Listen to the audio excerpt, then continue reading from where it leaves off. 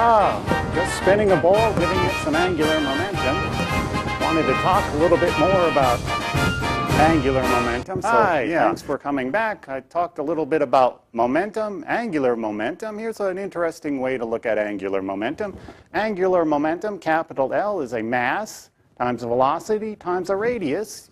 But it's also a moment of inertia times an angular frequency. The spinning rate, that's the angular frequency. Well, I've got some interesting things to talk about with angular momentum.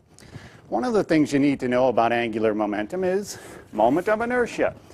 Here I've got two masses. I'm sitting in a chair that can rotate. So we talk about rotational motion here when we're talking about angular momentum, spinning around a circle. Here I've got a big moment of inertia because I've got these two masses widely apart from each other. I'm going to spin myself and see how fast I spin. This is my spin rate or angular frequency. Okay, not really fast. What happens if I change the moment of inertia? Well, we said if you have a big moment of inertia, you have a smaller angular frequency because it's equal to the angular momentum, thing called conservation of angular momentum. You can't have one thing be bigger and the other thing be bigger as well, meaning angular momentum is conserved, so you can't have angular frequency and moment of inertia increase the same way.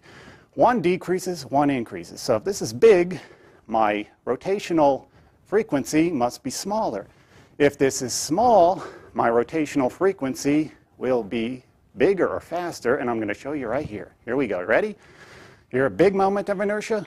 Smaller angular frequency, small moment of inertia. Watch me spin really fast. Big angular frequency. Here we go, and whoa! So a big angular frequency with a smaller moment of inertia. Smaller angular frequency with a big moment of inertia. Let's try that one more time. By the way, watch out. You get dizzy doing this. So here we go. Ready, and whoa! Just like the skaters do on the ice. Ooh, getting a little dizzy. So, moment of inertia, kind of interesting. Here's kind of a fun way to describe this to people. If I say I've got a spinning object and I'm giving it angular momentum, right, as it orbits in the circle, it's got an angular momentum projected perpendicular to the plane. Here it's got a big moment of inertia, okay, far away, radius that's far away from the center. I could probably try to stop this from going, but what happens if I pull this in? Wow, its moment of inertia is much smaller, but its angular frequency is much bigger, all right?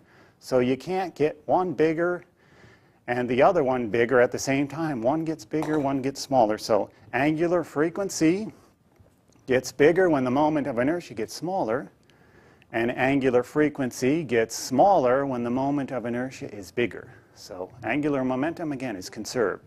Big angular or a big moment of inertia, smaller angular frequency, smaller moment of inertia, big angular frequency. So a real easy demonstration.